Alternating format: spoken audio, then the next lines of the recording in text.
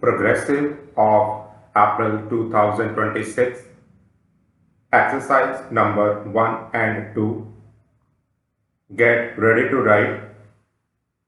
Start. Mr. Deputy Speaker, sir, I rise to support the finance bill which has been presented by the Honorable Finance Minister. Sir, thereafter he was also pleased to announce some more concessions, and those concessions were also announced on the floor of the House. I have heard with great patience the various points which the honorable members from opposition were making here. The main thrust of their criticism was that the Honorable Finance Minister has left a very huge deficit uncovered, almost rupees 1700 crores. This has been left uncovered. Just 3 days before the budget, the Petroleum Minister was pleased to announce some price hike in petroleum products as to cover the gap. I do not know whether honorable member hereby wants to say that this is one of the means of resource mobilization. If he is fully convinced that this is resource mobilization in which finance minister through the petroleum minister has done this, then of course he will be perfectly justified in raising that point, but every one of us is aware of the fact that there is still an element of subsidy in oil. We have not completely cleared the entire thing. So any question of resource mobilization normally will not arise. Thereafter, there are only two courses left. One course is to reduce the developmental expenditure, but the finance minister has been pleased to say that he has raised the developmental expenditure corresponding to the last year by 16%, and the honorable members themselves have criticized this by saying that the price rise has been of the order of 20% and your step up is just 16%.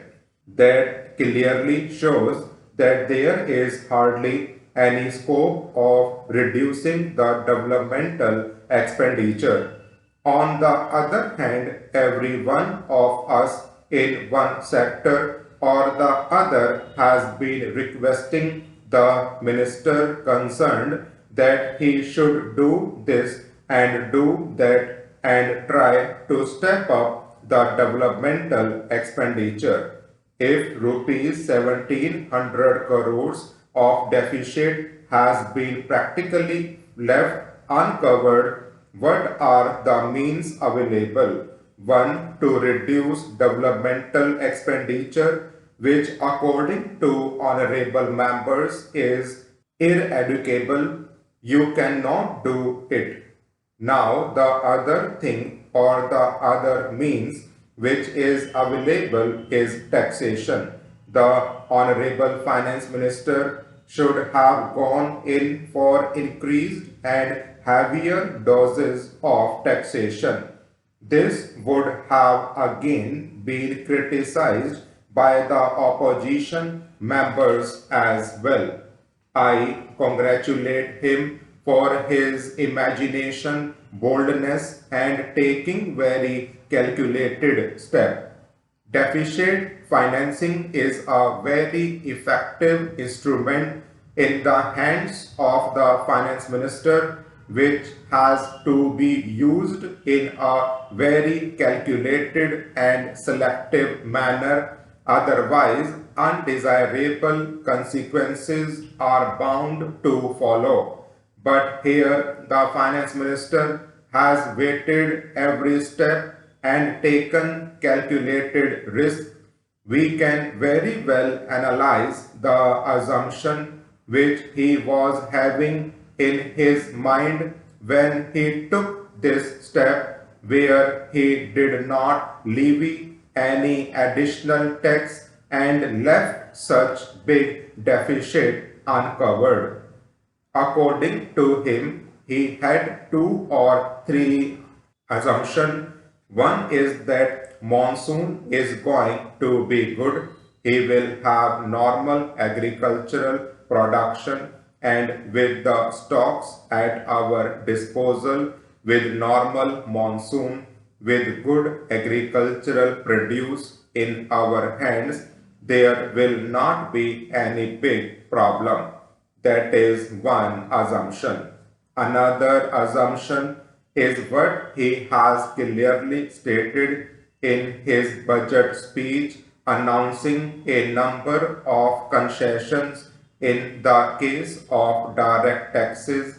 He expects that everyone will behave properly.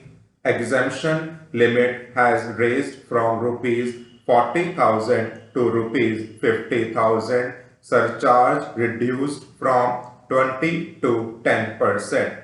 He expects better tax returns to be filed so that he will be able to concentrate on major parties, leaving out the smaller one as far as possible. And his third assumption, according to me, is the incentive which he has offered to the industrial sector, thereby expecting that a proper atmosphere of investment and growth will be created. Now, these are the three or four assumptions on which he seems to have framed his budget proposals. Now, it is the people who have got the benefit, got all the concessions that the finance minister himself has offered without anything asking for the same. I do not think that any pressure was brought on the finance minister for these concessions. He, on his own, knowing the working of the industry department, knowing also the working of the finance department, has announced so many concessions with a view to create a proper atmosphere of growth and production. He expects that his budget proposals will ultimately lead to greater production both in industrial sector as well as in the agricultural sector. How best we respond is now left to the common people, for whom he has announced so many concessions. As a matter of abundant precaution, I have one or two suggestions merely for his consideration.